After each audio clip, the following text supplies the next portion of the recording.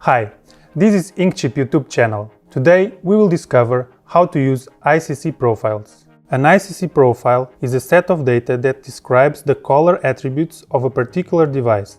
You can recognize this file by the .icc or .icm file extension. The ICC profile helps printers accurately recognize colors on the computer display and reproduce them while printing a photo.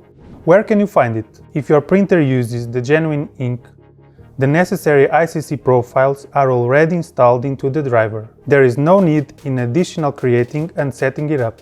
Custom ICC profiles are commonly used in printing on the printer's models with 6 or more colors to maximize the print quality and reproduce accurately the original colors.